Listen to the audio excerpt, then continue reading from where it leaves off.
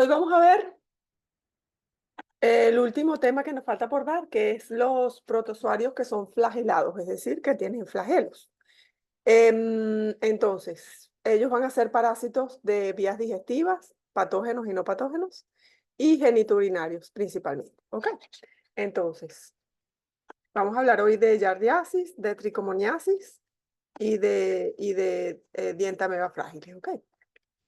En- eh, ok, comenzamos con Yardia duodenalis. Que de todos los protozoarios que vamos, de hecho, de todos los protozoarios intestinales que hay, e incluso el mitos, de todos los parásitos intestinales que hay, este es el protozoario en el ser humano, particularmente en Venezuela. ¿Ok? Entonces, la yardiasis o yardiosis, no importa cómo usemos el término yardiasis, si usamos yardiosis, siempre usemos el término yardiosis. Es una parasitosis intestinal producida por un protozoario flagelado del género Yardia, que parasita a muchos.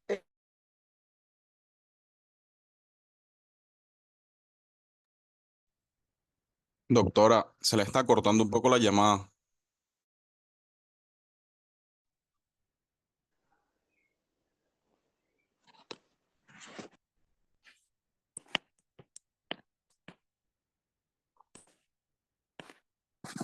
Intestinal, una parasitosis Doctora, intestinal. doctora, Dime, permiso. Hubo como un ratico en donde no se escuchó nada. Creo que se le había cortado. es que el internet mío ni siquiera me dice que está mal. ¿Me oyen ahorita? Ahorita sí, pero Sí, varias personas sí. comentaron y a mí tampoco se me escuchaba. Perfecto, voy a volver a empezar entonces. Entonces, la yardiasis, que se le puede decir yardiasis o yardiosis. Yardiasis es como se ha dicho siempre, yardiosis fue una tendencia a ponerle osis a todas las parasitosis, que bueno, que algunas personas lo han aceptado o no, da igual cómo lo nombremos, puede ser yardiasis o yardiosis, con cualquier enfermedad se puede usar esos términos. Es una parasitosis intestinal producida por un protozoario flagelado del género Yardia, que parasita, o sea, que infecta mamíferos, infecta aves, reptiles, anfibios, y dentro de los mamíferos que infecta está el ser humano, ¿ok? Particularmente infecta el duodeno del hombre y por eso lo llamamos Yardia duodenales hoy en día. Duodenales. Fue observado por primera vez en 1681 por Leeuwenhoek al microscopio. Este fue el señor que descubrió el microscopio y fue descrito por el señor Lamble. Por eso originalmente se llamaba Yardia lamblia, ¿ok? En 1859. Está considerada como uno de los 10 parásitos principales de los humanos, siendo una de las principales causas de diarrea no viral en el hombre, ¿ok? Y es la enfermedad, bueno, ya dijimos que se llamaba yardiasis, yardiosis, algunas veces la han llamado lambliasis, pero no es un término que se utilice comúnmente hoy en día. Alrededor de 200 millones de personas infectadas en todas partes del mundo, entre Asia, África y América Latina. Particularmente, como ven, son parásitos principalmente de áreas de países en desarrollo porque se asocia a contaminación del agua, ¿ok? Aguas contaminadas.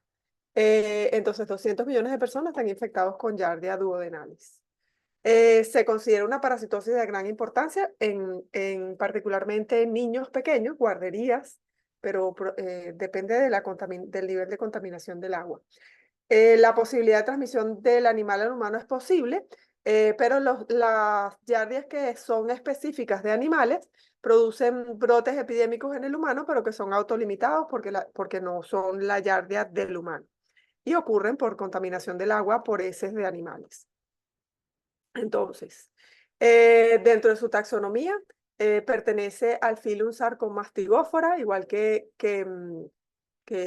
Leishmania trypanosoma, al subfilo Mastigófora, a la clase Zoomastigófora, orden Diplomonadida, suborden Diplomonadina, eso no lo usamos mucho, sino el Mastigófora, familia Hexamitide y género Yardia. ¿Ok? Familia Hexamitide significa que son los que tienen simetría bilateral con dos núcleos. Ellos no son como el resto de los parásitos intestinales que tenían un solo núcleo, sino que tienen dos. Y tienen 6 a 8 flagelos. Entonces, existen todas estas especies que ustedes están viendo aquí, Giardia agilis, Giardia muris, de roedores, Giardia duenales, que infecta al hombre y algunos mamíferos domésticos y silvestres, y otras Giardias como Giardia shiitake, Giardia arde. La que nos interesa a nosotros, evidentemente, va a ser la que infecta al humano principalmente, porque va a ser la principal, la cepa de Giardia o el grupo de Giardia más comúnmente encontrado en humanos.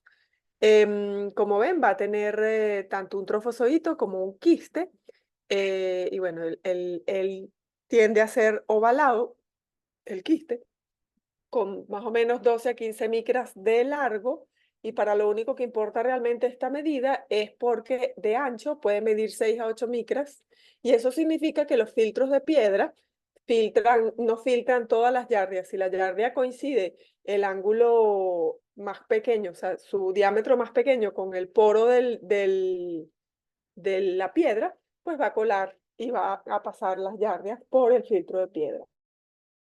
Igual que solamente Yardia y Cryptosporidium pueden pasar por los filtros de piedra. Entonces, Yardia va a tener diferentes de PCR y con algunas otras pruebas más específicas de enzimas. Va a haber diferentes tipos y están subdivididos en una especie zoonótica tipo A, zoonótica tipo B, la especie de perros, que sería el subgrupo C y D, ganado E, gatos F, rata G y ratón campestre, que corresponden a la también. Y fíjense entonces que es el zoonótico tipo A el que afecta, y el zoonótico tipo B el que afecta a humanos y otros animales. Vean que los perros están implicados ahí también. Y por eso forman parte del mecanismo de transmisión. Ok, entonces los zoonóticos tipo A los vamos a dividir en grupos A1 y A2 y el B en B3 y B4. Y esos a su vez, unos infectan al humano y los otros son de animales. No vamos a especificar cuál porque no es realmente lo relevante. Dentro de la morfología dijimos que podía tener dos formas evolutivas, un trofozoito y un quiste. El trofozoito, fíjense que es simétrico cuando lo vemos dorsoventralmente. Evidentemente que si tenemos la vista lateral, aquí sí no hay simetría, pero en estos dos que están acá, estos dos esquemas que están viendo acá, fíjense que él tiene una línea media con la que podemos dividir en dos el parásito, y vamos a tener de cada lado lo mismo, ¿ok? Entonces vamos a tener dos núcleos, vamos a tener los 4 flagelos que salen hacia abajo, que tenemos los flagelos ventrales y los flagelos caudales. Vamos a tener los flagelos anterolaterales, posterolaterales, que salen por aquí atrás. Y esto que están viendo acá, que es como un antifaz, se llama el disco suctorio del parásito. ¿Ok? Ese es el trofozoito y va a tener pues sus cuerpos cromatoidales aquí, que los vamos a ver mejor en el quiste que en el trofozoito. Entonces fíjense que si lo ponemos pareciera que tuviera una sonrisa y pues sus dos ojos, esa es la característica de Yardia. Como dijimos, su diámetro igual es 12 a 15 micras de largo, 6 a 8 de ancho y 1 a 2 micras de espesor, esto que estamos viendo acá. Cuando lo vemos en las tinciones, como ustedes lo van a ver en el laboratorio, vemos que lo que se va a ver es esto que ustedes están viendo acá, con una hematoxilina férrica, donde están los dos núcleos y todo esto que son los flagelos, los cuerpos cromatoides y esto que ustedes ven aquí más grandecito, que es el disco suctorio. Y así lo veríamos si estuviéramos con Lugol, que sería un examen al fresco, se vería moviéndose, y con Lugol se vería así como lo ven acá. Fíjense que no es redondo totalmente, sino que ven acá cómo salen los flagelos por la parte posterior. El quiste es ovalado, va a tener 4 núcleos cuando está maduro, va a tener esto que llamamos los cuerpos cromatoides o cuerpos medios, con el axonema de donde se derivan los flagelos posteriormente, y tiene una pared quística por fuera. Mide más o menos 8 a 12 micras de largo, y el ancho es más angosto, de 6 a 8 micras de ancho. Normalmente es 8. Los quistes, pues bueno, también los podemos teñir con hematoxilina férrica o con verlos con hematoxilina eosina.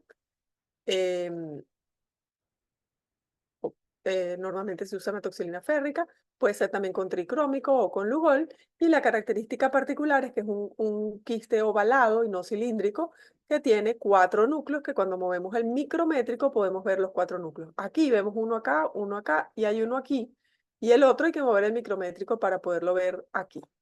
¿Ok? Y lo que ustedes están viendo acá, pues bueno, como dijimos, el axonema, que es esta línea que lo atraviesa en su diámetro mayor, y los cuerpos cromatoides que atraviesan ese axonema. Ok. El hábitat de Giardia, a diferencia de de todos los otros protozoarios intestinales que hemos visto hasta ahora, es intestino delgado, ¿ok? Específicamente duodeno, ¿ok? Entonces, aunque en una infección aguda él puede encontrarse desde el píloro hasta las finales hasta la válvula ileocecal, cuando aparece la inmunidad humoral, el parásito, su hábitat particular es a nivel de duodeno, es el único lugar donde él puede persistir en el tiempo, ¿ok? Por eso el hábitat de Giardia duodenalis es el duodeno. Se adhieren a esa mucosa intestinal a través del disco suctorio y de los flagelos. Va a haber una endosimbiosis entre Giardia y virus que puedan haber y bacterias en el intestino del humano y del hospedador definitivo. Su metabolismo es básicamente anaeróbico. Se puede cultivar in vitro, aunque es de difícil cultivo. Se mueve como una hoja que cae. Y su reproducción, o sea, su forma de moverse, a pesar de que tiene flagelo, es como que si fuera una bolsa que cae. Y su reproducción es por fisión binaria longitudinal cuando está en su forma de trofozoito. ¿Ok? Como lo ven en este dibujo acá, que se crearon ya dos. Véanlo aquí, cómo se ve en el cultivo, ¿ok? Con inmunofluorescencia. Aquí sería un directo y esto sería por contraste, en un microscopio por contraste y con inmunofluorescencia. Entonces, fíjense cómo él se divide por fisión binaria longitudinal y de un trofozoito salen dos.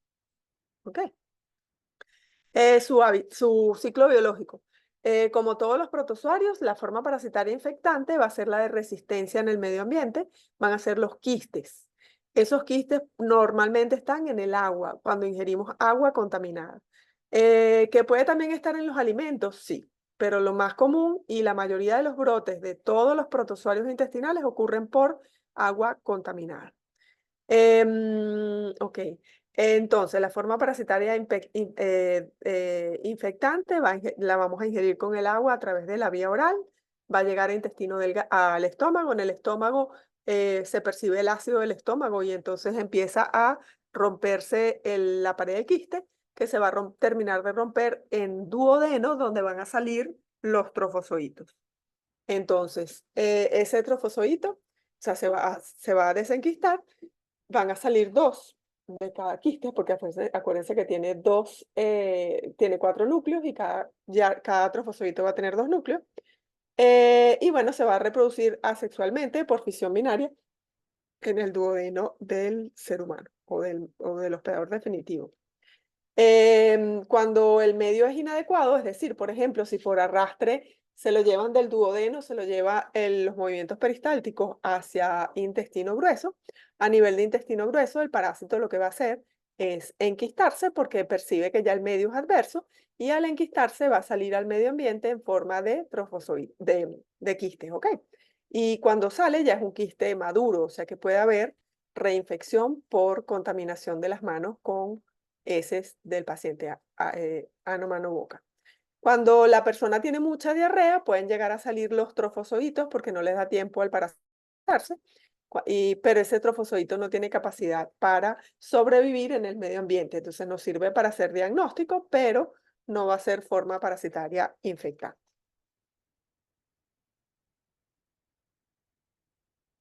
¿Cómo va? ¿Me oyen bien hasta ahora? Sí, doctora. Sí, doctora. Ok, entonces, continuamos. Se elimina entonces las formas quísticas, que es la forma característica diagnóstica del parásito, independientemente del hospedador. Dijimos que había muchos hospedadores, todos van a excretar quistes. Se cree que, que el quiste predomina sobre cualquier otra forma, pues bueno, porque es lo que vemos en las heces.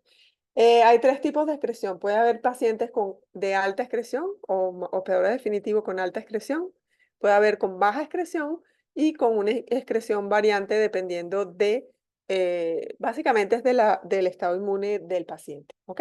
Cuando yo me infecto regularmente, o sea, con Giardia tenemos una particularidad. Uno, como toda enfermedad va a haber una fase aguda y una fase crónica. En fase aguda, todas las enfermedades, eso pasa con absolutamente todo. Los cachorritos, los que excretan grandes cantidades de oquistes, en este caso decimos lo mismo. Si fuese un animal, también son los cachorritos, pero es porque el cachorro es el que tiene la primoinfección, el que más frecuentemente en un país donde estás ingiriendo constantemente agua contaminada, las altas excreciones van a ocurrir en las personas de menor edad. ¿Por qué? Porque son los que tienen menor inmunidad contra el parásito, específica contra el parásito. Cuando el paciente pasa a fase crónica, debe tener ya una excreción baja, el parásito solo se encuentra en duodeno y está limitada toda su adhesión y reproducción por el sistema inmune, particularmente por inmunoglobulina A secretoria. Entonces, eso es lo que caracteriza la fase crónica, la baja excreción. Sin embargo, tenemos pacientes que pueden excretar altas, o sea, cantidades altas y bajas secuenciales, y eso va a depender, uno, de reinfecciones. Si un paciente está constantemente reinfectándose, pues va a tener una excreción alta. Dos, por ejemplo, si tiene una coinfección con el mintos o con cualquier otra patología que no permita que haya una buena respuesta contra Giardia, y la respuesta inmune, en lugar de ser de tipo TH1, es más de tipo TH2, eso permite que pueda haber una alta excreción de quistes porque va a haber una alta concentración de trofozoitos. Y bueno, baja excreción significaría que, bueno, hay pocos trofozoitos y hay pocos que se pasen de trofozoitos a quistes y que sean excretados. Eso es lo más común, que haya baja excreción. La epidemiología, pues bueno, tenemos desde países industrializados que reportan que solamente tienen un 3 a 7% de casos de giardiasis, países del tercer mundo donde vemos que tienen un 20 al 30%, que somos todos los latinoamericanos, y les cuento que nosotros ponemos aquí este 100% aquí abajo porque nosotros hemos conseguido escuelas que aunque el examen de ese es negativo, por clínica sabemos que el 100% de los pacientes de esa escuela tenían giardiasis porque la fuente de infección era el agua que ellos tomaban y pues simplemente todos tenían Giardia. Y en Venezuela la mayoría de la gente tiene Giardia. Hay alguien con el micrófono prendido, si lo pueden apagar se los agradecería. La epidemiología, entonces, tenemos que es una infección cosmopolita, hay en todas partes del mundo, simplemente en unas partes las aguas van a estar más contaminadas y en otras menos contaminadas. Si pertenecemos a un país en donde la parasitosis no es endémica, esa persona cuando viaja a un área endémica le da lo que conocemos como diarrea del viajero, ¿ok? Hay países que históricamente todo el mundo sabe que tienen muchísima Giardia, como por ejemplo México, India y hoy en día Venezuela. Si yo vengo de un país donde no hay Giardias y viajo a Venezuela y después me devuelvo a mi país, me va a dar una diarrea del viajero porque lo adquirí viajando y me da una diarrea muy profusa porque no tengo inmunidad contra el parásito y pues bueno, pues voy a hacer una giardiasis importante, una giardiasis aguda importante. Es más prevalente, por supuesto, en niños que en adultos, porque en los adultos las manifestaciones van a pasar desapercibidas, mientras que en los niños ellos van a tener más tendencia a hacer manifestaciones clínicas importantes como deshidratación, diarrea, es mucho más llamativo porque además produce déficit pondoestatural, anemia, etc. Entonces, es característico en guarderías, pero no único, ¿ok? Es una parasitosis además que si de la fuente de infección es el agua de la casa, pues va a ser una parasitosis que le va a dar a toda la familia. La forma parasitaria infectante, como dijimos, es un quiste maduro que ya sale por las heces de forma madura. Entonces, la principal mecanismo de transmisión va a ser la ingestión de agua contaminada con quistes de Giardia. Puede ser cualquier otra bebida además de agua, que evidentemente que esté hecha con agua contaminada, o alimentos que o al lavarlos o fueron contaminados por el riego, están contaminados con los quistes y que no los lavemos bien en la casa. ¿Ok? Después tenemos otro segundo mecanismo de transmisión, sería la contaminación fecal directa, que vendría a ser el mecanismo ano-mano-boca en los niños, que sería una autoinfección, o puede ser ano-mano-boca y que sea entonces por un cuidador y que entonces contamine al resto de las personas si cocina, contamina al resto de las personas. También hay contaminación por, como dijimos que este parásito, que este quiste ya era infectante cuando sale, las relaciones sexuales oroanales, o sea, contacto ano-boca, también puede ser una forma de transmisión porque estaríamos ingiriendo directamente los quistes ya contaminantes, infectantes. Y bueno, también, por supuesto, tener animales que sean reservorios de Giardia, como perros, por ejemplo, que es muy común que estemos con perros, y que entonces haya contaminación de las heces del animal hacia la boca del humano. La patogenia, este es un parásito que principalmente lo que produce es atrofia de las vellosidades intestinales, ¿ok? ¿Cómo produce atrofia de esas vellosidades intestinales? Va a haber dos mecanismos, un mecanismo de acción mecánica y un mecanismo citotóxico. El de acción mecánica tiene que ver con, como dijimos anteriormente, que el parásito tiene un disco suctorio y unos flagelos con los que se adhiere a la mucosa, ¿ok? Al epitelio intestinal. Y forma lo que llamamos una barrera mecánica porque forma un tapiz parasitario en forma de botones. El segundo mecanismo va a ser citotoxicidad, que va a depender de enzimas secretadas por el parásito, cisteín-proteasas, y vacuolas lisosomales que producen un efecto citopático en el enterocito, ¿ok? Particularmente duodenal. Produce los cambios, esa citotoxicidad es la que produce los cambios a nivel de la vellosidad intestinal. Entonces, vamos a tener que el parásito tiene proteínas variables de superficie que van a estar tanto en el disco suctorio como en los flagelos, que le permite adherirse a ese epitelio intestinal. Y que tienen, porque esas proteínas de superficie tienen afinidad por los azúcares, o sea que van a ser em, em, ¿cómo se llama? Eh, Uniones mediadas por lecitina o de azúcar y manosa eh, eh, que van a estar en la superficie del parásito y que se van a unir a las manosas del epitelio intestinal. ¿Ok? Entonces, se adhiere de esa manera a las mucosas las microvellosidades de la mucosa intestinal, como les dije, con interacciones lectina-manosa. Solo tenía que pasar para que se me quitara el tartamudeo. Patogenia. Entonces, de esta manera, adhiriéndose a la mucosa intestinal, va a producir citotoxicidad y esa citotoxicidad a través de proteinquinasas es lo que hace que se genere esto que ustedes están viendo aquí. Esto sería un intestino sano.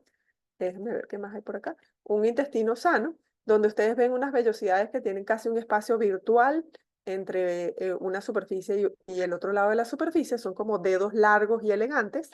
Y ven de este otro lado que la proporción, esto que ustedes ven acá, aquí donde ustedes ven mi cursor.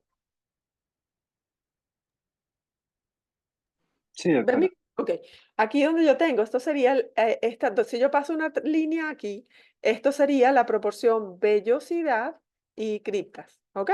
Entonces, la proporción es más o menos 5:1. Eso es lo normal, o 5:2.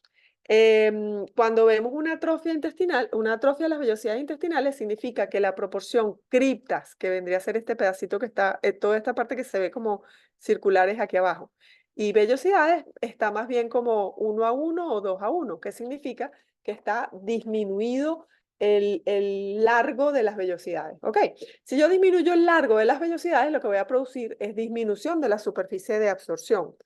Y bueno, eso me produce lo que atrofia, o sea, atrofia de las vellosidades, que quiere decir atrofia que simplemente la función del intestino delgado es absorber nutrientes y en este caso eso está disminuido.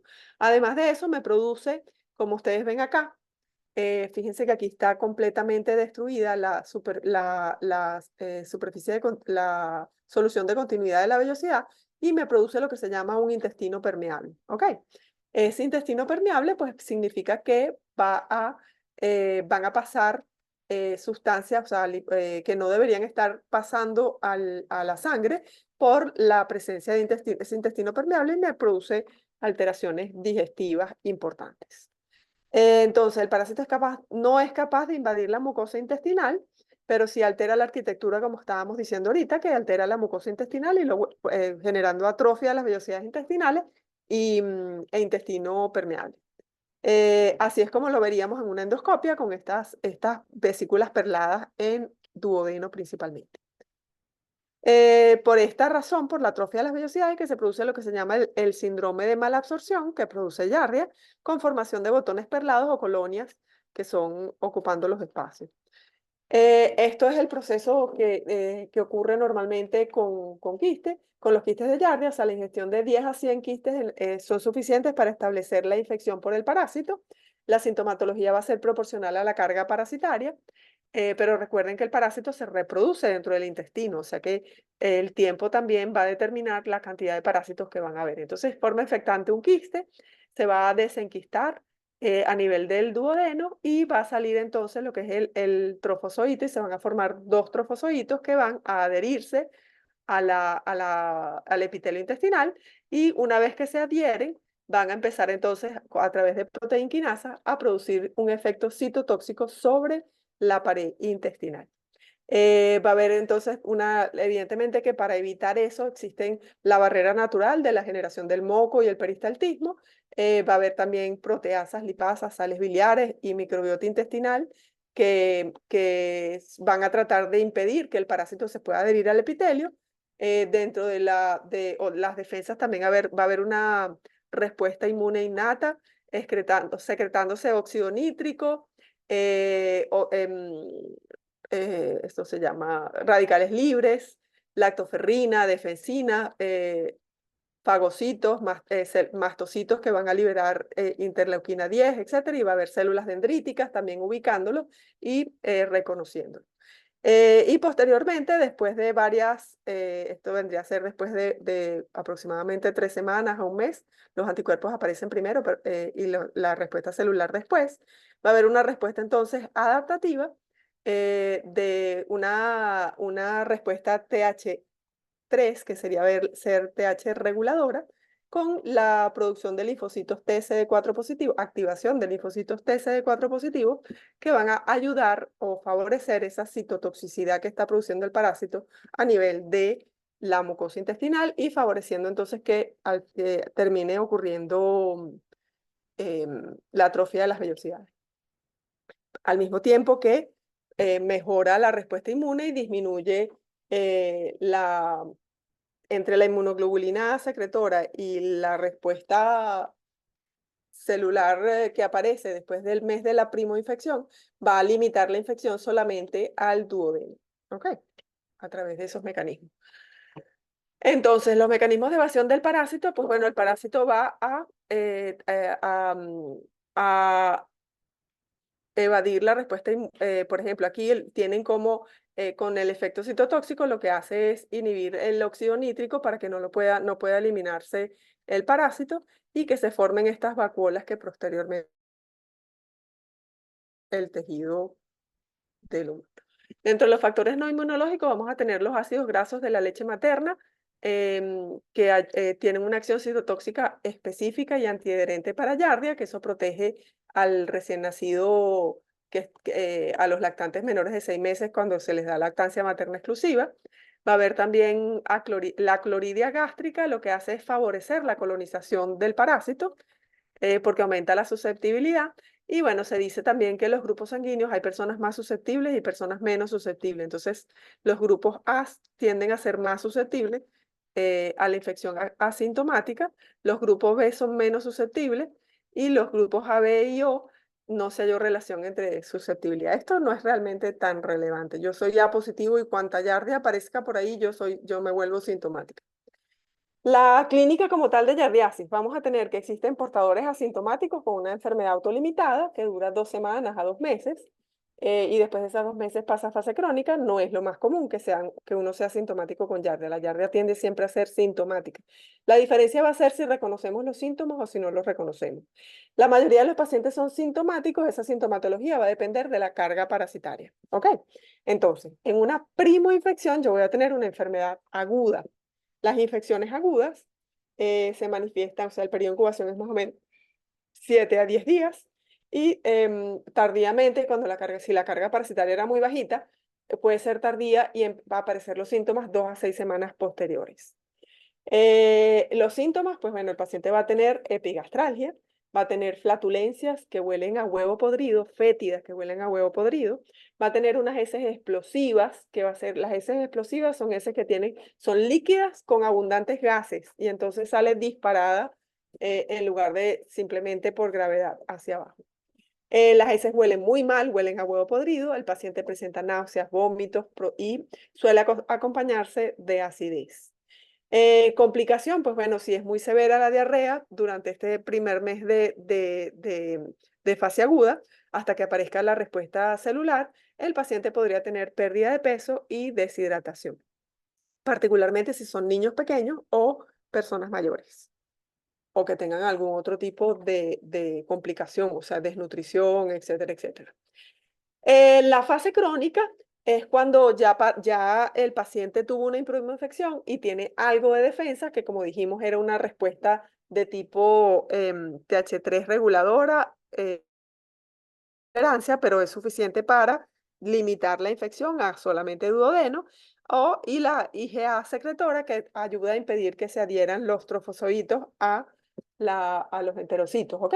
Entonces eso hace que la carga parasitaria sea menor. Cuando la carga parasitaria es menor, la clínica es de una enfermedad. Puede durar meses, puede durar años, dependiendo del paciente. El paciente presenta gases, flatulencias principalmente, pero también pueden ser eruptos.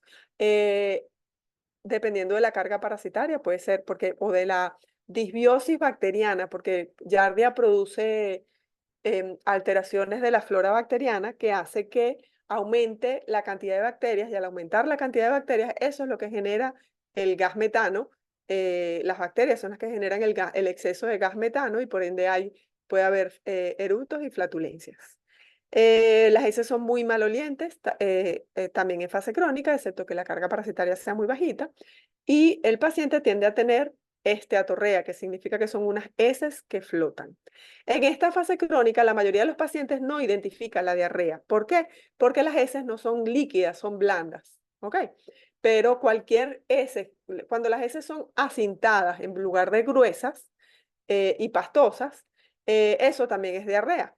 Y si el paciente come y va al baño, eso es diarrea también. Normalmente el ser humano debe tener un hábito intestinal de una sola vez al día. Si cuando vamos más de una sola vez al día, eso es diarrea, aunque el paciente no lo identifique como diarrea. ¿Ok? O sea que si uno pregunta, ¿tiene diarrea? Te van a decir no. ¿Por qué? Porque no tiene heces líquidas. ¿Ok? Pero si uno pregunta, ¿y cuál es su hábito intestinal? Ah, bueno, yo voy 3 veces al día. Ese paciente tiene diarrea. El ser humano no fue creado para evacuar 3 veces al día. ¿Ok? ¿Qué complicaciones? Pues bueno, las mismas que en la fase aguda. Puedo tener igual una pérdida de peso que me lleve a desnutrición, incluso en algunos pacientes hasta extrema, que simula un cáncer digestivo por la pérdida de peso tan acentuada. Y bueno, sí, aquí sí no habría deshidratación porque las heces no son líquidas sino blandas. Estos pacientes tienden a tener intolerancia a la lactosa, intolerancia a las grasas. Fíjense que la esteatorrea significa que las grasas, que las heces tienen abundantes grasas. Y cuando las heces tienen abundantes grasas porque no se absorbió la grasa, tienden a flotar porque la grasa tiene menor densidad que el agua, ¿ok? Y eso es lo que ocurre. Eso no significa que no haya esteatorrea en la fase aguda. En la fase aguda también hay esteatorrea, pero como las heces son líquidas, lo que vemos flotar no son las heces formes, sino que se va a formar una capa de grasa en la superficie de la poceta del agua, siempre y cuando el paciente evacúe sobre agua, evidentemente, porque si evacúa en el suelo, pues evidentemente no va a haber esteatorrea, digiera o no digiera las grasas. Las complicaciones de la yardiasis, pues bien, bueno, como vemos, puede producir anemia, deficiencia de hierro y de micronutrientes, particularmente zinc, y eso produce un síndrome de malabsorción intestinal con desnutrición proteíno-calórica. ¿Ok? Nosotros vimos en Miranda, hemos estudiado escuelitas donde conseguimos que todos tenían diarrea, particularmente si tenemos diarrea y ascaridiasis, perdón, yardiasis y ascaridiasis, o yardiasis y trichuriasis. Eso hace que la clínica de Yardia sea muy marcada. Y esas diarreas tan profusas, pues a la larga, como estamos hablando de un síndrome de malabsorción intestinal, me va a producir anemia. Nosotros trabajamos en una escuelita y modificando los hábitos alimenticios y dándole su tratamiento antiparasitario y modificando además el agua de consumo de la escuela, logramos incluso eliminar la anemia. O sea, teníamos 80% de niños con anemia y pasamos a menos de 5% con anemias que ya no eran severas, sino más bien tendientes a ser leves. Y solamente no tuvimos que darle hierro para que eso ocurriera, sino solamente cambios en los hábitos nutricionales. Dentro de las manifestaciones clínicas, entonces, esto es simplemente para que se acuerden de lo que es. Entonces, es una enfermedad diarreica en donde tanto las heces como las flatulencias son muy fétidas y huelen muy mal. Esto evidentemente los que hayan sido alumnos de Aurora saben que esto se parece a Aurora. Dolor epigástrico con heces fétidas y gases fétidos y diarrea, ¿ok? Y en la fase crónica sí tenemos entonces unas heces que son blandas, que flotan, como yo siempre le pregunto a los muchachos, a los pacientes, ¿las heces flotan como barcos o se hunden como submarinos? Cuando flotan como barcos es anormal, porque las heces normalmente deben hundirse como submarinos. Siguen oliendo mal las heces, dependiendo de la cantidad de parásitos que tenga el paciente. Y tenemos lo que es el intestino permeable, que hace que el paciente sea intolerante, desarrolle intolerancias y que tenga síntomas similares a la enfermedad celíaca. O sea que la mitad de los pacientes que dicen que son intolerantes al gluten, que son intolerantes a la lactosa, que son intolerantes a un montón de cosas, a veces tiene que ver más con este intestino permeable que sea por secundario a Yardia, y no a que tengan sus genes de celíacos. Y bueno, como dijimos antes, lo que produce la patogenia es una atrofia de las vellosidades intestinales donde disminuye la superficie de absorción y por eso es que estos pacientes hacen mala absorción intestinal. ¿Cómo hacemos diagnóstico? Pues evidentemente el paciente va a entregar heces para que se le hagan las pruebas pertinentes. Lo que más común es es un directo con Lugol y salina, pero puedo hacer otras cosas en laboratorios especializados. Entonces, una de dos, puedo preservar las heces, concentrarlas y buscar los quistes. Puedo observarlas al fresco y con Lugol y solución salina, que es esto que ustedes están viendo aquí, Lugol y solución salina, y voy a buscar quistes y trofozoitos de Yardia y hacer diagnóstico. Puedo también hacer un Quencel o Sudan 3 para buscar gotas de grasa y ver si hay esteatorrea. O puedo utilizar algunos otros tipos de tinciones que me permitan observar el parásito con más detalle, como lo ven en su laboratorio cuando lo vean en práctica, como una matroxilina férrica o un triconómico. La muestra puede ser una muestra de heces, pero también podría ser una muestra de bilis, ¿ok? O una biopsia intestinal. Las muestras de bilis se extraen normalmente hay una técnica, no me acuerdo cómo se llama ahorita, pero que uno mete con un pabilo, una cápsula amarrada a un pabilo, el paciente se lo traga y después esperas a que llegue al duodeno y después de que haya llegado a nivel del duodeno, uno extrae ese líquido duodenal y observa ese líquido en el microscopio. Con ese líquido o con las heces, voy a hacer lo anterior los métodos anteriores que vimos, donde puedo hacer un método directo o puedo hacer un formol acetato de etilo para concentrar los quistes y verlo al microscopio. Cuando hago una biopsia intestinal, pues voy a hacer un frotis por aposición o voy a hacer un corte histológico de esa muestra y pues bueno, voy a observar entonces voy a buscar las yardias específicamente cuando tiña el tejido. El diagnóstico, evidentemente, cuando hago biopsia intestinal es porque estoy sospechando que hay cáncer o alguna otra cosa, porque no se suele hacer por una simple diarrea, uno no hace una biopsia intestinal. serían estos pacientes que hacen unas pérdidas de peso importantes que me sugieren que pudiera haber otra cosa y resulta que al final lo que conseguimos es que el paciente tenía una infección masiva por Giardia. El diagnóstico, puedo hacer también diagnóstico inmunológico, ese diagnóstico puede ser por una inmunofluorescencia y busco anticuerpos anti-Giardia, pero también puedo hacer una inmunocromatografía, que es lo que está de moda hoy en día. No porque esté de moda, sino porque estos métodos que se hacen hoy en día tienden a ser más sensibles que los métodos que los exámenes de eso. La inmunocromatografía es una prueba rápida, como las que utilizamos para COVID o para malaria, en donde lo que vamos es a colocar las heces en la muestra, o sea, diluimos las heces con el líquido de la dilución de la prueba, las colocamos metemos la cinta reactiva dentro de donde diluimos las heces y esperamos unos minutos, 15 minutos, a que aparezca si dio positivo o dio negativo. Entonces, fíjense que aquí tiene que aparecerme siempre en este tipo de pruebas una flechita que me indica que la prueba todavía está buena y no está vencida. Y si me salen dos, significa que me salió positivo para Giardia, en este caso, o positivo para Cryptosporidium, si lo que tienen acá, que ustedes ya vieron Cryptosporidium, estas pruebas, normalmente es una que trae los dos, entonces hacemos las dos pruebas de una vez. También puedo hacer PCR, diagnóstico molecular, que no es lo más común, pero podría hacerse, con sistemas o sea, comerciales sondas comerciales que se venden regularmente hoy en día en el mercado. Los criterios para el diagnóstico de Giardia. Primero, se debe examinar un mínimo de 6 muestras para descartar una giardiasis e incluso después de 6 muestras de heces me puede salir negativo. Más sensible es utilizar la inmunocromatografía. Y se debe aplicar métodos de concentración para los quistes, como habíamos dicho antes, como el formol-acetato de etilo para aumentar las probabilidades de conseguir los quistes. Lamentablemente, Giardia los exámenes de heces tienden siempre a dar negativo. Pero la clínica es muy característica y no se parece a la de los demás parásitos.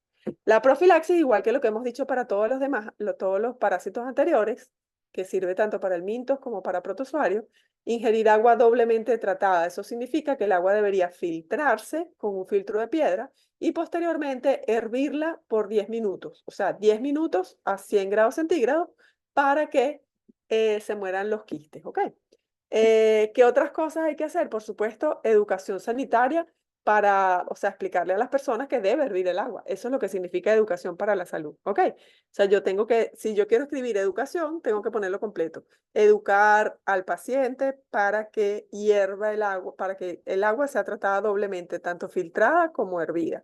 Por lo menos hervida, si no la pueden filtrar. Lo que pasa es que el agua en Venezuela está tan sucia que lo ideal sería que también se hierva. Como hay transmisión también ano, mano, boca, evidentemente que para todas las infecciones que tienen autoinfección, lavado de manos es importantísimo porque hay que lavarse las manos para eliminar restos de manos contaminadas con heces y contaminar de esa manera la comida, ¿ok? Sé que principalmente es para los que cocinan.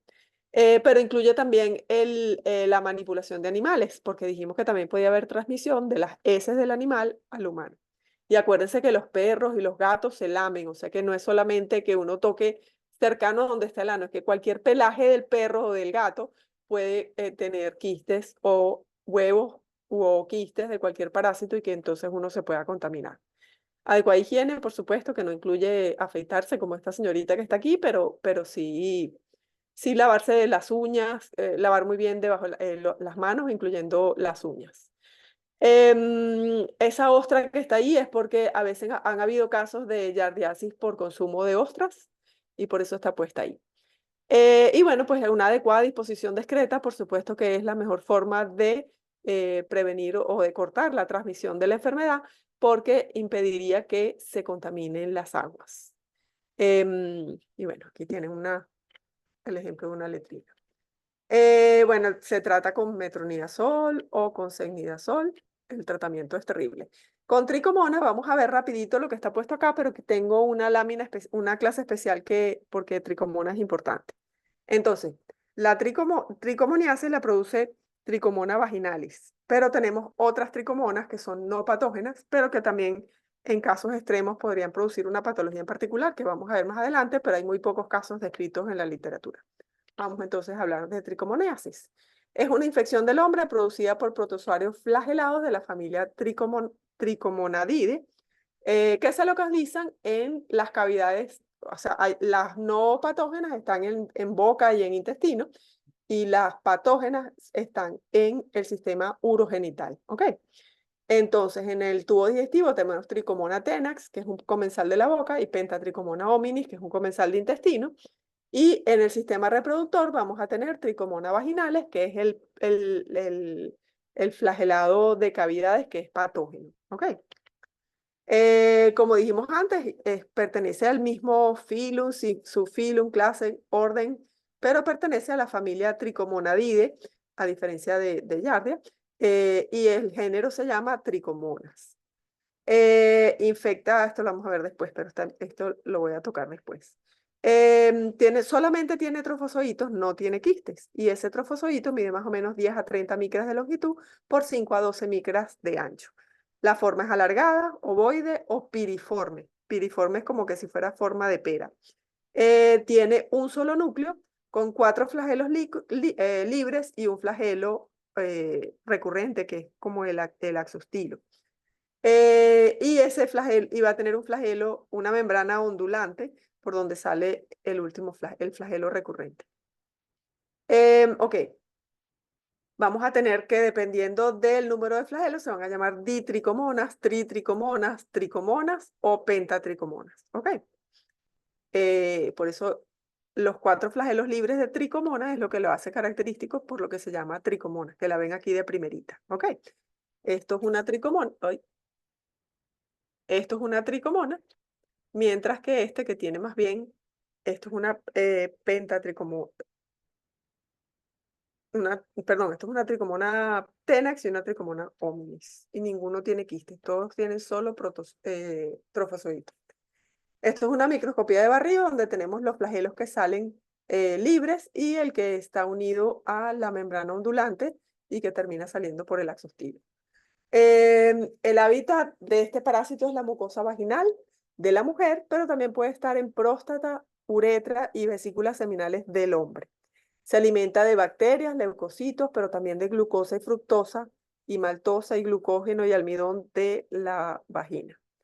Se reproduce igual que Giardia por división binaria longitudinal, y bueno, se puede cultivar a 25 o 40 grados, y este parásito prefiere el pH más alcalino del normal de la vagina. O sea que tiene que haber una alteración del pH vaginal para que el parásito pueda crecer. El pH normal de la vagina es menos de 4.5. Este parásito necesita que el pH esté un poco más elevado. Sobrevive en orina y secreciones por 1 o 2 días, en el agua por 2 o 3 horas a 40 grados centígrados y en ringer lactato, o sea, en soluciones de rehidratación, 24 horas. Esto lo tenemos también, pero es una enfermedad de transmisión sexual por contacto íntimos de tipo sexual, aunque no tiene que haber, bueno, igual por contacto íntimo. Solamente lo produce el trofozoito, ¿ok? El mecanismo de transmisión entonces por vía sexual, también puede haber transmisión a recién nacidos a través del parto o por fómites en los baños, posetas, bañeras, etcétera, pero no es lo más común. Es una enfermedad de transmisión sexual principalmente. Esto todo lo voy a tocar en la otra clase. Esto sí, las imágenes es lo que no hay en la otra clase que me gusta. Fíjense que esto es un trofozoito que está recién infectando el epitelio vaginal y véanlo cómo se transforma cuando se adhiere a la pared, ¿ok?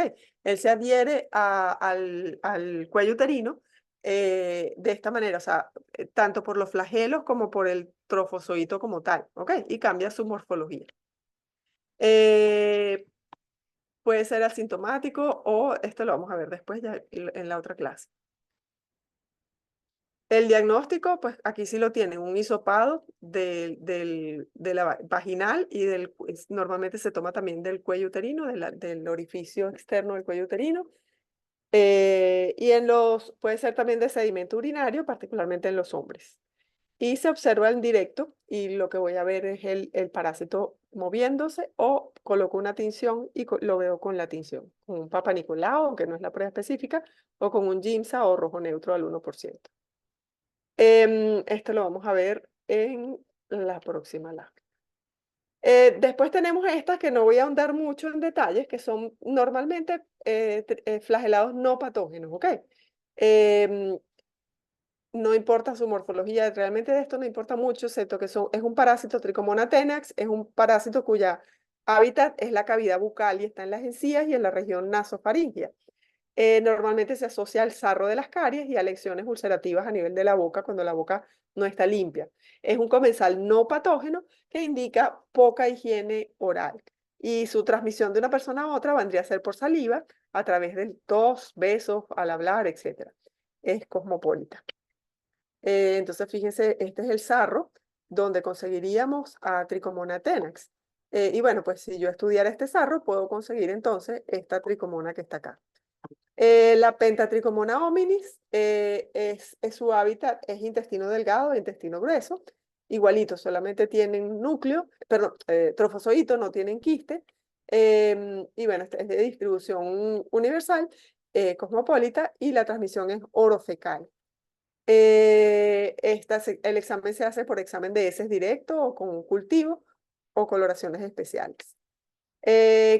¿Por qué es importante saber un poquito de esto? Porque estos parásitos comensales, en muy pocas ocasiones, pero se ha visto, pueden producir lo que se llama un empiema pleural causado por tricomonas o efusión pleural por tricomonas, porque hay casos descritos en la literatura donde lo único que se ha descubierto en ese líquido pleural por PCR es la presencia de estas tricomonas que en condiciones normales no suelen producir patología.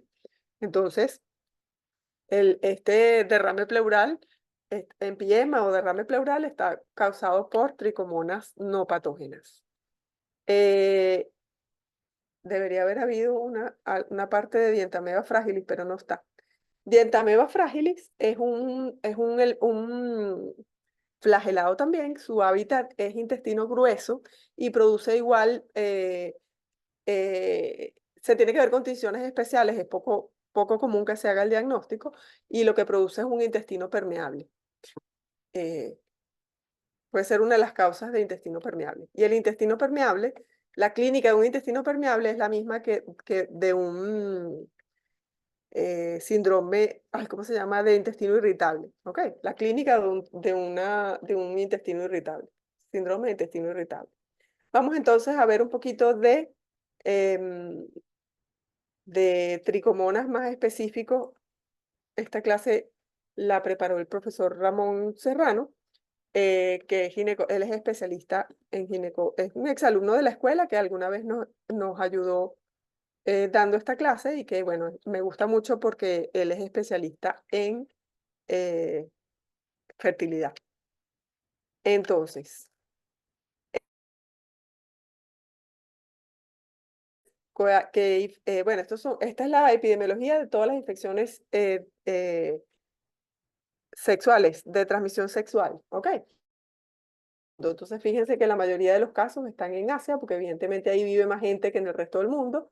Y bueno, pero tenemos grandes cantidades en América, África, en todos lados, infecciones de transmisión sexual. Cuando ven aquí en las Américas, fíjense que tricomona, tanto en los hombres como en las mujeres, representa casi la mitad de los casos de infecciones de transmisión sexual que hay descritas en la literatura, o sea, que se reportan a la Organización Mundial de la Salud. Entonces, pertenece a la familia Trichomonadidae, como habíamos dicho antes, ya nombramos las que habían. Entonces, Trichomona vaginales, que es de lo que vamos a hablar ahorita, es un protozoario patógeno flagelado que parasita el área urogenital, tanto femenina como masculina, teniendo como único hospedero al ser humano. Estas ya las describimos. Mide 10 a 30 micras de longitud por 10 a 18 de ancho. Tiene forma irregular, muchas veces alargada, la parte basal tomando una forma piriforme. ¿Qué es lo que vemos aquí? Debería reducir esto. No, no se puede. Ok. En el polo anterior está el blefaroplasto, del cual parten varias estructuras, entre ellas esto que están viendo acá, entre ellas el axoestilo, que va a salir hacia abajo, que atraviesa todo el parásito y sale por el extremo posterior, que está aquí abajo, y la membrana ondulante, que se extiende hasta los 2/3 del parásito, eh, que es esta membrana que ustedes ven acá de este lado. Esto que ustedes están viendo acá, que es la membrana ondulante. ¿Ok? Carece de simetría, como no tiene la simetría que presenta Yardi. Tiene un solo núcleo que es grande, ovalado y excéntrico, localizado hacia el extremo anterior del parásito. Carece de mitocondrias. En su lugar lo que tiene son unos cuerpos paracostales y paraxoestilares, que son hidrogenosomas, cuya función es producir ATP en condiciones anaeróbicas mediante oxidación del piruvato. No creo que preguntemos tanto detalle, pero esa es su función. El citoplasma es cianófilo y espumoso, de color verdoso con la coloración de Papa Nicolau, y tiene, como dijimos, el núcleo excéntrico hacia la parte anterior, que se tiñe de rojo cuando uso Papa Nicolau. Acuérdense que el Papa Nicolau es verde y rojo. En este caso, esto es más bien un ginseng, donde se ve los núcleos siempre se ven más morados que el citoplasma, que se ve más hacia rosado. El parásito, como dijimos, es una enfermedad de transmisión sexual, o sea que tiene que haber contacto íntimo entre las personas para que pueda haber transmisión, pero no incluye solamente la sexual hombre-mujer, sino también incluye, como habíamos hablado antes, otros tipos de relaciones sexuales. El parásito se reproduce por fisión binaria longitudinal, como habíamos dicho antes, como lo ven aquí, que lo habíamos nombrado ya. Los factores de riesgo, pues evidentemente que toda persona o toda mujer aquí no dividen, las personas susceptibles van a ser las personas con múltiples parejas sexuales, lo cual incluye, por supuesto, la prostitución por tener múltiples parejas sexuales, la ausencia, el no usar métodos anticonceptivos de barrera. Y bueno, pues evidentemente que para que pueda haber la transmisión de hombre a mujer, el hombre tiene que tener una uretritis no tratada o ser asintomático y transmitirlo a la mujer. De la misma manera, puede ser también la mujer que lo tenga y se lo transmite al hombre durante el acto sexual. Es común que estas personas que tienen tricomoniasis tengan alguna otra infección de transmisión sexual, tanto previa o posteriormente a tener tricomoniasis. O sea, tanto la tricomoniasis predispone para tener otras, como las otras para tener tricomoniasis. Se asocia normalmente a tabaquismo también, y evidentemente se debe sospechar también ante antecedentes de abuso sexual o coito no vaginal. Pero esos no son como tales los factores, esos son los factores de riesgo para poder adquirir la enfermedad, evidentemente. La patogenia del parásito es por mecanismos dependientes del contacto. El trofozoito se adhiere a la mucosa a través de 4 proteínas de superficie, no importan los nombres, sino que simplemente son proteínas de adhesión que se van a adherir a la laminina y a la fibronectina de la matriz extracelular, que son proteínas de la matriz extracelular presentes en vagina y en el cuello uterino. El mecanismo para que actúen estas adhesinas es necesaria, para que ocurra, tiene que haber la presencia de cisteíno-proteasas que induzcan apoptosis de las células epiteliales, que es un mecanismo regulado por lactoferrina, que se eleva después de la fase postmenstrual y disminuye progresivamente hasta la menstruación, lo cual significa que hay el ciclo menstrual, por eso decimos que el estrógeno es uno de los condicionantes de esta patología, ¿ok? Eso significa que el pH de la vagina también va a variar a lo largo del ciclo menstrual. Entonces, para la predisposición o los factores determinantes para que aparezca la tricomoniasis, incluyen todo aquello que produzca una alcalinización del pH vaginal. Y entre ellos se encuentra el estrógeno como uno de los factores determinantes. Tricomona vaginales contiene galactosa y N-acetilglucosamina por la galectina, favoreciendo la adherencia del parásito a la célula del cuello, las células del cuello uterino. Se encuentra presente esa galectina se encuentra presente en vagina, en cuello uterino, en placenta humana, pero también en la próstata y en la uretra, en los hombres particularmente. Y esa es la razón por la que estos son una molécula de adhesión para que el parásito tenga afinidad por esos tejidos. Y esto que ustedes están viendo aquí es un cuello uterino con hemorragias petequias a nivel del cuello uterino producidas por la presencia del parásito de tricomona en el cuello uterino. Entonces, el hierro liberado por la lactoferrina es el mecanismo para que las tricomonas se adhieran a esas células. Para nutrirse usa colesterol y hierro de los glóbulos rojos, reduciendo la lisis la lisis del parásito. El infiltrado es principalmente que ocurre contra este parásito a nivel del tejido, va a ser principalmente neutrófilos y puede haber eosinófilos también. Se presenta abundante leucorrea, en la cual se encuentran los parásitos móviles, y eso es la forma en la que hacemos diagnóstico. Entonces, va a haber mecanismos además independientes, esos eran los mecanismos patogénicos dependientes del contacto de tricomona con la célula. Y ahorita vamos a ver los mecanismos independientes del contacto, que va a ser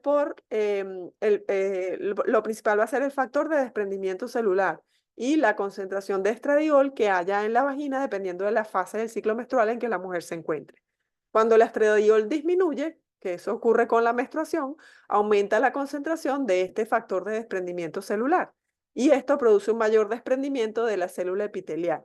Y se le considera que esto es un marcador de virulencia, ya que cuando aumenta la concentración de este SDF, también aumenta la sintomatología del parásito, aumentando la leucorrea, que es el principal síntoma.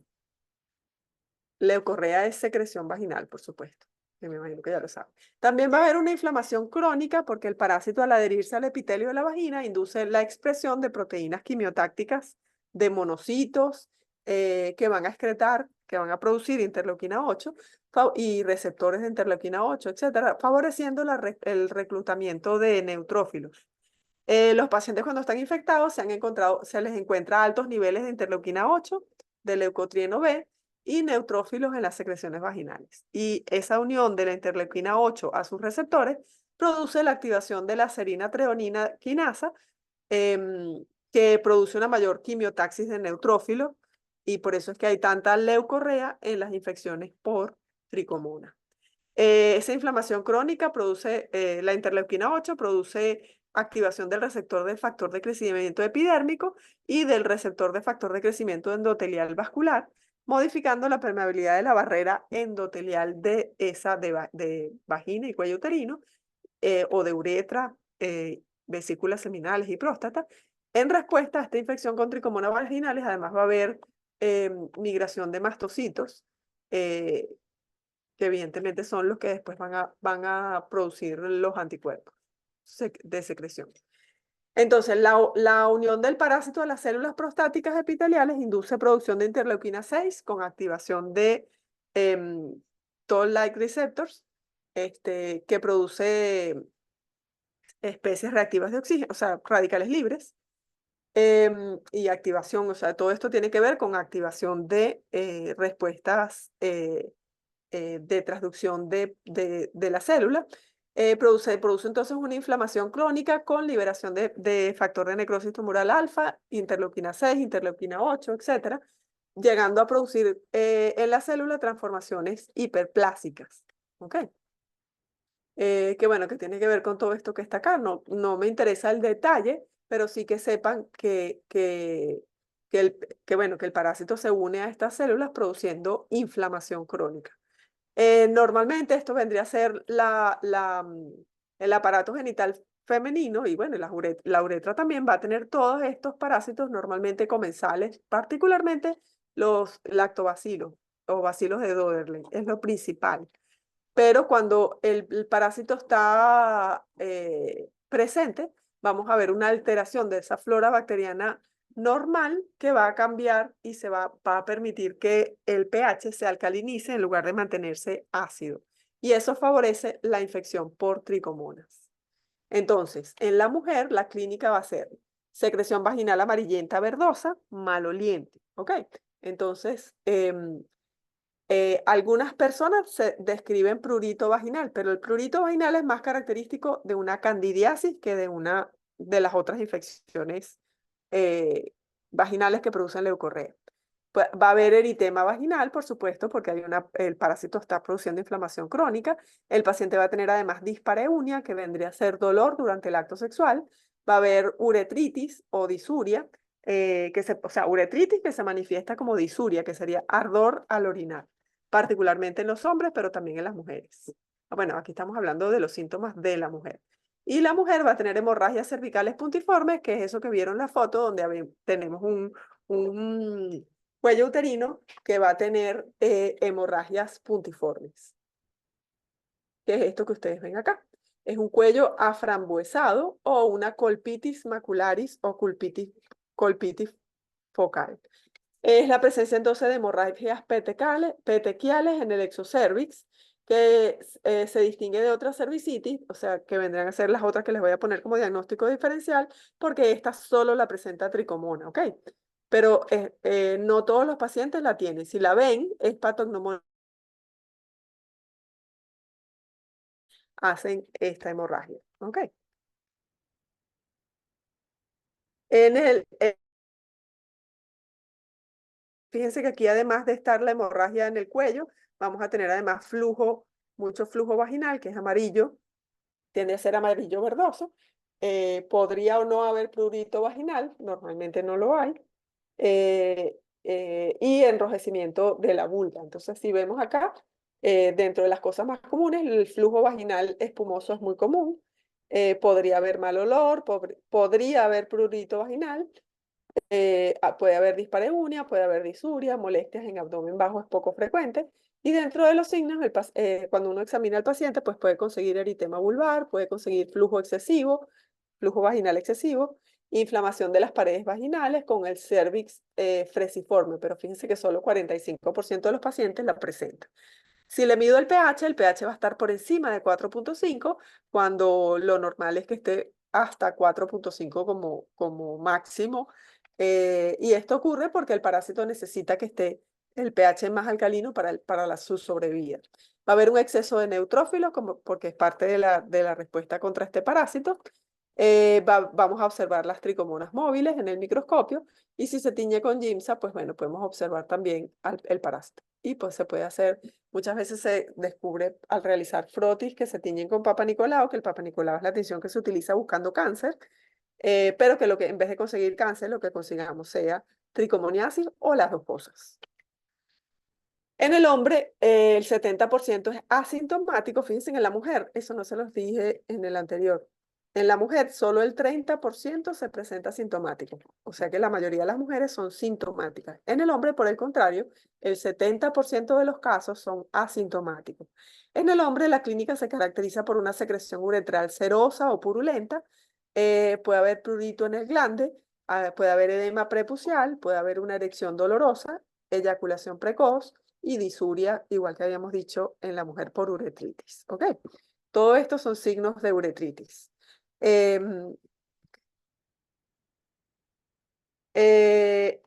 Dentro de las complicaciones, en la mujer puede presentar una adenitis inguinal, puede haber una piosalfingitis, puede haber endometritis, puede haber uretritis, cervicitis, o enfermedad inflamatoria pélvica con infertilidad tuvárica secundaria a una tricomoniasis, particularmente cuando persisten durante larga data. En el embarazo, predispone a ruptura prematura de membrana si la mujer tiene tricomoniasis en los últimos meses del embarazo, debido a la inducción de citoquinas proinflamatorias que favorecen los partos pretérminos. Eso significa que si hay ruptura prematura de membrana, significa que nace antes de tiempo y entonces acuérdense que los últimos 3 meses del embarazo es el momento en que el bebé crece. Ya está formado completamente, pero es cuando gana peso para tener el peso normal. Y pues bueno, puede nacer antes de tiempo con bajo peso al nacer, es decir, menos de 2.500 kilogramos. Puede haber además incremento de la muerte neonatal porque evidentemente cualquier niño que nazca pretérmino tiene mayor riesgo de morir. Durante el parto puede ocurrir transmisión vertical, o sea, por el canal del parto, con infección genitourinaria y que el bebé pueda nacer con una neumonía, o sea, que se le transmite una neumonía neonatal. Las complicaciones en el hombre va a ser una uretritis no gonocóxica, balanitis, prostatitis crónica, que básicamente es como lo mismo que tiene como clínica, pero que no lo diagnostiquemos y no lo quitemos, sino que persista crónicamente. Puede haber cistitis, epididimitis, que ya sí son más complicaciones, e infertilidad por factor masculino. Porque acuérdense que dijimos que se podía adherir la tricomona a los espermatozoides. Entonces, en el hombre puede producir infertilidad porque se une tricomonas vaginales a la cola y a la cabeza del espermatozoide, limitando su motilidad. En la actualidad, además, hay estudios que asocian la presencia de tricomoniasis en el hombre con cáncer de próstata por la inflamación crónica silente que produce este parásito. Y si el paciente es totalmente asintomático, pues va a tener inflamación crónica durante años y eso puede ser un factor predisponente para cáncer de próstata, que es muchas de las cosas que se están investigando hoy en día de la asociación de parásitos y cáncer. Vamos a hablar un poquito de lo que es la relación entre tricomoniasis y VIH. La tricomoniasis duplica el riesgo de contagio por VIH por 4 posibles eventos. Uno, por la respuesta proinflamatoria que se inicia en la mucosa cervical y vaginal, que va a predisponer a que sea más factible que el virus del VIH penetre por el epitelio vaginal. Va a haber alteración de la inmunidad innata de la mucosa, o sea que también se favorece la transmisión del VIH, o sea, la infección por VIH, y la ruptura de la continuidad de la mucosa cérvico-vaginal, o sea que tiene mayor acceso a atravesar la barrera mecánica, y cambio de la flora y del pH vaginal, que también va a favorecer que entonces sea más factible el contagio con VIH. ¿Ok? Entonces, tricomona cambia la flora bacteriana, alcaliniza el pH, o sea, sube el pH vaginal, y eso favorece la infección por VIH. La respuesta del sistema inmunológico al ser atacado activa los receptores Toll-like receptors, que induce la liberación de citoquinas proinflamatorias y quimiosinas, y estas a su vez atraen y activan las células presentadoras de antígenos y los linfocitos TCD4 positivos. Y de esta manera es más factible entonces que penetre el virus del VIH y que infecte estos linfocitos, que son su célula blanca. La ruptura de la barrera epitelial se produce por las cisteínproteinasas, las hidrolasas y las glicosidasas, secretadas por tricomonas vaginales, logrando desarrollar microulceraciones que permiten entonces la penetración del virus. Se produce además la disminución de la microbiota y el aumento del pH vaginal, que dependen de Trichomonas vaginalis, quien fagocita y disminuye la población de las bacterias que están y permite de esta manera que crezcan no los bacilos de Doderlein, sino otras que no mantienen el pH ácido. En condiciones normales, los lactobacilos producen sustancias antimicrobianas como ácido láctico, lactacidina, acidolina, lacticin B y superóxidos que inhiben el crecimiento microbiano y mantienen el pH vaginal ácido, menor de 4.5. Si yo no tengo, si yo tengo tricomona y esto no se produce porque el parásito se está comiendo a la flora bacteriana normal, estos lactobacilos, pues bueno, van a predominar los que no me producen este efecto y de esa manera se alcaliniza el pH de la vagina y favorece tanto la sobrevivencia de tricomona como el riesgo a infección, otras enfermedades de transmisión sexual, principalmente VIH, pero también VPH, ¿ok? Que es el virus del papiloma humano. Entonces, la infección por tricomonas vaginales duplica el riesgo de infección por virus del papiloma humano.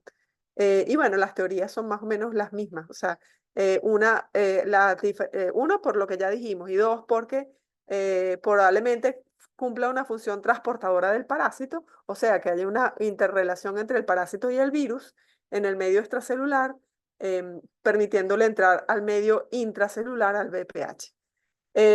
Otra teoría alternativa plantea la posibilidad de que la infección por microlesiones producidas por los efectos citotóxicos de tricomonas vaginales permita esa entrada del virus del papiloma humano, como lo dijimos para el VIH, al entorno intracelular y que entonces ocurra las infecciones por estos virus.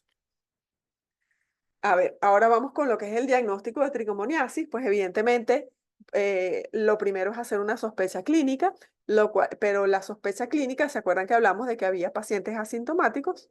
Si no sospechamos el parásito, la sensibilidad es 7.1. Mejor es hacer otros estudios. Cuando hacemos un estudio al fresco de esa secreción vaginal, la sensibilidad puede ir desde un 10% hasta un 70%, con una especificidad un poco más alta si consigo el parásito. La especificidad sí estaría bien. Puedo hacer una citología cérvico-vaginal, pero igual la sensibilidad es medianamente alta, pero no es 100%, con una especificidad alta si consigo el parásito. Puedo hacer un cultivo, pero fíjense, igual también va desde 44% de sensibilidad hasta 97%, pero si consigo el parásito 100% específico. Puedo hacer pruebas serológicas, pero igual la sensibilidad va entre 55 y 99. Y la especificidad, fíjense que sí va en aumento en ambos, en la medida que pasamos los métodos. Y hoy en día está más en boga y tienen una mayor especificidad. La sensibilidad igual sigue siendo desde medianamente alta hasta alta. Entonces, bueno, cualquiera de estos métodos o la combinación de ellos es lo que va a dar el diagnóstico. O sea, yo puedo hacer un estudio al fresco, puedo hacer una citología vaginal, cérvico-vaginal, puedo mandar a cultivo esa secreción vaginal, puedo hacer pruebas serológicas y puedo hacer técnicas de amplificación, o sea, puedo hacer PCR. Ajá. Aquí me gusta lo siguiente. Entonces, puedo hacer un frotis, o sea, un extendido, o sea, un examen al fresco, donde lo que voy a ver, o sea, voy a colocar en la lámina la secreción uretral o la secreción vaginal, que le voy a poner solución salina, y voy a ver los trofosoditos moviéndose, y aquí tienen pues la sensibilidad y especificidad. Puedo hacer cultivo del mismo material, o de semen o de orina. Puedo hacer pruebas rápidas, que también es otra posibilidad, y las técnicas que hoy en día más se usan, que vendrían a ser las que hablábamos olvido el nombre, técnicas de PCR, que tienen fíjense que las especificidades están mucho más altas aquí, perdón, la sensibilidad es alta, y la especificidad es bastante alta también, ¿ok? Con cualquiera de los pómites que utilice, o sea, de las muestras que tome del paciente, ¿ok? El tratamiento, pues evidentemente, metronidazol y tinidazol son las opciones. La idea no es que se aprendan los tratamientos. El tratamiento, lo importante es que sí se tiene que aprender, porque cuando uno les pregunta conducta, lo que tiene que responder es tratamiento específico y que se debe dar tratamiento simultáneo a todas las parejas sexuales de esa persona infectada, ¿ok? Fundamental para el alivio de los síntomas. Perdón, sí, tratar a todas las parejas sexuales de esa persona con cura microbiológica y prevención de la transmisión y las reinfecciones. O sea, esa persona debe usar métodos de barrera, y tratar a todas sus parejas sexuales, preferiblemente que se abstenga de relaciones sexuales durante el tratamiento. Ok, el término infección de transmisión sexual se utiliza para describir cualquier trastorno que se propaga por medio de un contacto íntimo. Eso incluye coito, pero también incluye contacto corporal cercano. Puede ser besos, puede ser conilingus, puede ser felación, contacto boca-mama y coito anal. Y bueno, fíjense, tienen todas estas cosas son enfermedades de transmisión sexual. Todo esto que ustedes están viendo en esta lámina. Gonorrea, clamidia, chancroide, sífilis, VPH, tricomona, herpes, todo esto, hepatitis, VIH, todas estas cosas, verrugas genitales, todo eso son infecciones de transmisión sexual. Y ahorita vamos con lo que son los diagnósticos diferenciales de una leucorrea, el diagnóstico diferencial de la leucorrea por tricomoniasis. Otra cosa que produce leucorrea va a ser la vaginosis bacteriana, que son cambios patológicos en la flora bacteriana, caracterizados por la pérdida de los lactobacilos, con aumento del pH vaginal e incremento de la flora, pero cocobacilar, ¿ok? Se caracteriza por ser una infección polimicrobiana, o sea, no la produce una sola bacteria, sino una mezcla de bacterias, principalmente de Cartenera vaginalis, pero va a haber también ureaplasma, micoplasma, y otros en particular. Producen una leucorrea también abundante, pero ya con un olor particular que ya vamos a compararlos. Todas las infecciones del aparato genital femenino presentan una sintomatología que puede parecerse, ¿ok? Porque dijimos que había leucorrea, principalmente en todas, pero que también puede haber disuria, polaquiuria, puede haber prurito vulvar y dispareunia, dolor en el acto sexual. Entonces, fíjense que todas van a tener leucorrea y lesiones. Aquí hay inflamación y no necesariamente, y está rojo, pero no necesariamente es como el que produce tricomona, ¿ok? Entonces, ante una mujer con sintomatología en donde tiene infección del tracto urogenital inferior, uno debe primero tratar de diferenciar si existe cistitis, uretritis, vaginitis o cervicitis, ¿ok? Es decir, si la inflamación se limita al cuello uterino, a la vagina, a la uretra o a la vejiga, ¿ok? Conocer la etiología precisa para establecer una terapéutica adecuada y excluir la existencia de infecciones superiores como que pueda haber una pielonefritis o una endometritis o una enfermedad inflamatoria pélvica. En caso de no observarse estas infecciones, establecer entonces si las molestias son funcionales o si son psicosomáticas. Entonces los diagnósticos diferenciales, pues vamos a tener vulvovaginitis y vaginosis en mujeres, que pues, la causa puede ser no infecciosa, donde puede ser desde una irritación química por los productos utilizados en el baño, por detergentes, perfumes o burbujas, etcétera, por alergia, etcétera. Puede ser un exudado o cambios hormonales debido simplemente al ciclo, si la paciente ya es menopáusica, o la presencia de un cuerpo extraño o un trauma a ese nivel, durante el acto sexual o cualquier otra cosa. O las otras causas pueden ser infecciosas, en donde tenemos tricomoniasis, que fue lo que describimos ya, pero también puede ser una leucorrea por cándida, puede ser una vaginosis bacteriana, que la acabamos de nombrar, por bacterias, y otras vulvovaginitis por alguna otra bacteria menos común, pero que pueda estar presente también.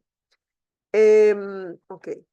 Em, Cuando el paciente tiene uretritis y cervicitis, además, porque el anterior era solamente si era una vulvovaginitis, puede igual tener causas no infecciosas como irritantes químicos, como el uso de espermicidas o productos del baño,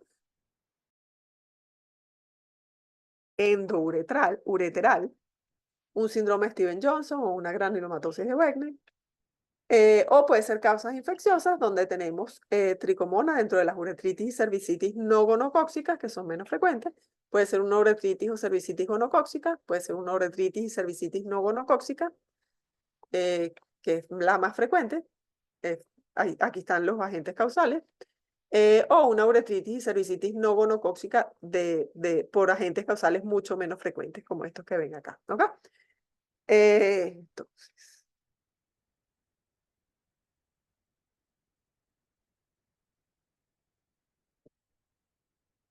en el hombre, no, esto es cuello uterino, así que evidentemente aquí estamos hablando es de una inflamación mucopurulenta, que vendría a ser leucorrea por inflamación del cuello uterino. Puede ser causada por Clamidia trachomatis o Neisseria gonorrea, pero también puede estar pendiente que entonces puede ser, como dijimos ya hoy, una tricomoniasis, pero puede ser también un virus del herpes simplex o Candida albicans. Y aquí lo que me interesaba era que vieran la parte diferencial. Entonces dijimos que había una vagina normal, que normalmente tiene lactobacilos, vulvovaginitis por cándida, tricomoniasis y vaginosis, ¿ok? Con sus diferentes agentes causales, donde se supone la parasitaria es solamente tricomoniasis. Los síntomas, cuando yo tengo una vulvovaginitis por cándida, va a ser una irritación que suele causar prurito vulvar y leucorrea, ¿ok? Esta leucorrea suele ser blanca en grumos, ¿ok? Como leche cortada. Y eso es lo que caracteriza a la vulvovaginitis por cándida. Y suele haber un eritema del epitelio vaginal, frecuentemente como una dermatitis. Normalmente el pH de esa vagina se mantiene igual por debajo de 4.5, que es lo normal para una vagina normal. Cuando el paciente tiene tricomoniasis, el agente causal ya dijimos que era tricomona vaginales, se produce una leucorrea que es profusa y tiende a oler mal, no tan mal como la de la vaginosis, pero tiende a oler mal. Es amarillenta, es homogénea, a diferencia de la de cándida, que era más bien heterogénea, poco viscosa y a menudo espumosa. Y el eritema del epitelio vaginal, y el epitelio vaginal se encuentra eritematoso con petequias en cervix, que es lo que hablábamos del cervix en frambuesa o aframbuesado. El pH suele estar elevado y bueno, pues eso es lo que vemos frecuentemente. Y en las vaginosis dijimos que era por bacterias. La leucorrea es maloliente, esta huele a pescado, es abundante, tiende a ser más grisácea o rosada hacia gris y es homogénea también. No produce alteraciones del y bueno, tiene muy mal olor. Y eso es lo que uno ve normalmente en estos casos. Y creo que esta ya es la última. Y gracias por su atención y discúlpeme que me extendiera un poquito más de lo normal, pero son cosas que ustedes van a ver mucho cuando vean después ginecología, medicina interna, todas estas cosas, las enfermedades de transmisión sexual son el padre nuestro de cada día en su ruralito y en su rural cuando ustedes salgan y sean médicos, aunque no hagan una especialización que tenga que ver con esto. Si tienen alguna pregunta, Gracias, doctora. bueno, chicos,